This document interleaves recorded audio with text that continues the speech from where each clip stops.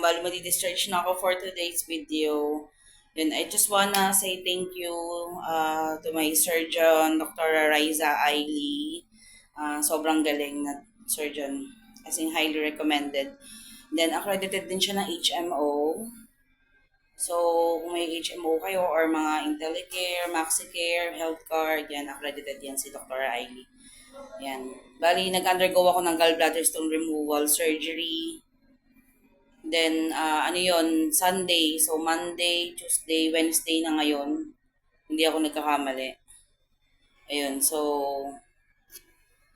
the day after the operation, masakit talaga siya, sobra guys. Sobrang masakit. Then, yun, in-encourage ako ng mga nurses, ng doktor na tumayo, dahan-dahanin, ganyan. Kasi kailangan mo maglakad. Kasi pag hindi ka naglakad, magdidikit-dikit yung bituka mo, mahihirapan ka lalong kumilos.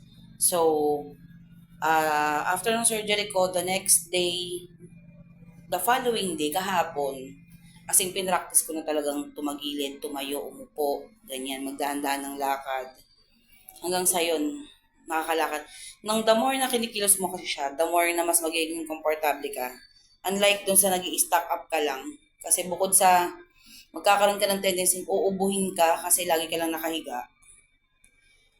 Yung katawan mo parang laging malamya. So, kailangan mind over matters din.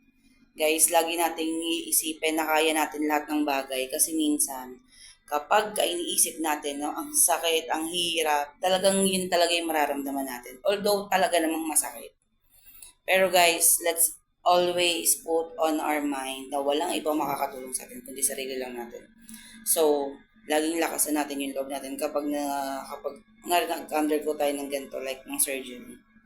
Tapos ayun, thank God, salamat sa Diyos, nakakalakad na ako ngayon. Kaya ko na mag-CR mag-isa. Ganyan, kaya lang with the help of binder. Ayan, may binder. Dalawa-dalawa yung binder ko guys kasi kung support to. Yun. I just wanna say thank you Community General Hospital of San Pablo City. Sobrang highly recommended tong hospital na to guys. I swear. Sobrang ang babait, sobrang ang gagaling, sobrang approachable ng mga staff dito. Sobra sa doctor, sa nurse, from the utilities, dun sa guard, lahat sobrang approachable at hindi ka mai-stress. To the point na kapag na-stress ka, sila pa yung nagpapawala ng stress.